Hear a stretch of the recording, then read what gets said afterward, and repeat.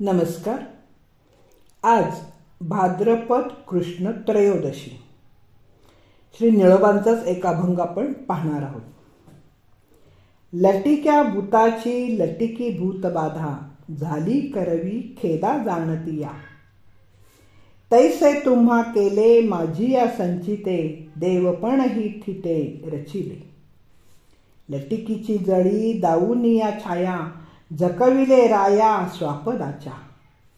निळा म्हणे स्वप्नी सिंहाचे रूपडे, देखोनिया पडे मदोन्मत्त.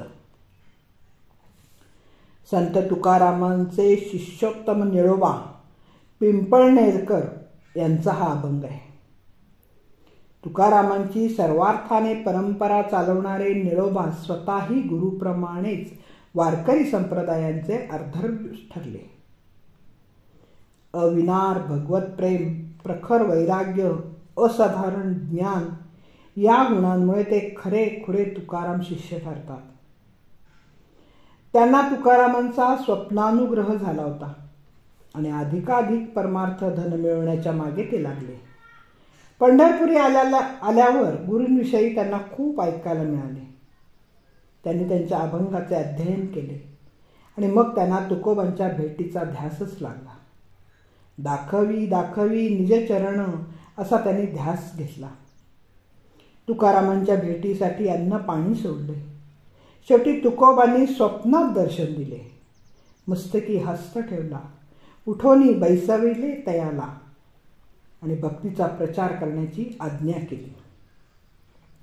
तुकारामांच्या प्रसादाने त्यांना कवित्व स्फूर्ती झाली आणि सहजतेने अनेक अभंग मुखातून बाहेर आले. त्यामुळेच तुकारामांचेच भक्तिविषयक विचार त्यांनी वारकरी संप्रदायात आणि महाराष्ट्रात वाढवलेले दिसते. निळोबांनी पांडुरंगाच्या प्रसादाने आणि तुकोबांच्या आशीर्वादाने कवित्व स्फूर्ती झाली असं म्हटलंय. त्याचे काही अभंग अतिशय सुबोध असून अगदी खेड्यापाड्यातही सामान्य लोकांना समजण्यासारखे आहेत. वरील अभंगात निळोबा लटिक्या भूत आणि लटिक्या भूत बाधेची टर उडवून म्हणतात की शहाण्या माणसाला भूतबाधा होतच नाही. त्याप्रमाणे शहाणा मनुष्यही संचित प्रारब्ध यावर विश्वास ठेवत नाही. मग देवाला संचितामुळे भिण्याचं कारण काय? निळोबांचं म्हणणं असं आहे की या प्रारब्धाचा बाऊ करून भगवंताने आपलेच फोलपण सिद्ध केले. हा भक्तवत्सलतेला कलंक नाही का? जसे नसलेले भूत आहे असं समजून भूतबाधेचे दुःख मानतात, तसंच संचिताच्या बाबतीत पण झाले आहे.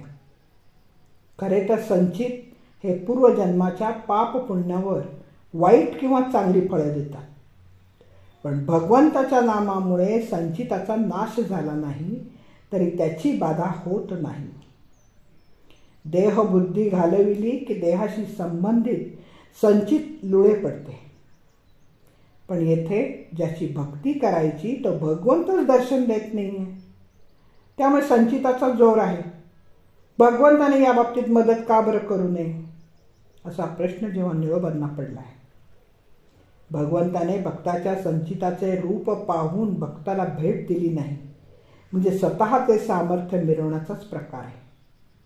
ज्याप्रमाणे एका सिंहाने कमी पाण्याच्या विहिरीत आपलीच प्रतिमा पाहून त्याच्यात उडी घेऊन स्वतःचा नाश करून घेतला, किंवा स्वप्नात एखाद्याने सिंहाला पाहावे आणि त्या सिंहाला मारण्यासाठी त्याने त्याच्यावर तुटून पडावे, अशीच काहीशी गत आहे. या दोन्ही दृष्टांतांनी निळोबांनी देव आणि त्याचा भक्त यांनाही संचिताप्रमाणे मिथ्या ठरवलंय. भक्तीच्या क्षेत्रात साधनेमध्ये झालेली ही एक फसवणूक आहे. ते येथे थोड्या व्यंग्यात्मक भाषेमध्ये व्यक्त होतात. भगवंताची कृपा होऊ नये हेच आपल्या प्रारब्धात लिहिलेले आहे आणि देवानी आपल्याला मदत करू नये हे त्याच्या प्रारब्धाप्रमाणेच होत आहे असा थोडा उपरोधिक भावसुद्धा निळोबा व्यक्त करतात. परमेश्वर तर सर्वशक्तिमान आहेच. त्याने मनात आणले असते तर नक्कीच आपले संचित आडवे आले नसते. शेवटी आपल्या भक्तीतच काहीतरी कमतरता त्रुटी असावी असं त्यांना वाटतं. नाहीतर तुच्छ आणि क्षुद्र संचिताला निस्तेज करणं भगवंताला काय अवघड होतं. लटिकायाची आण लटिकेची प्रमाण ऐसी यासी कोण विश्वासेला, असे एकनाथ महाराजही म्हणून गेले.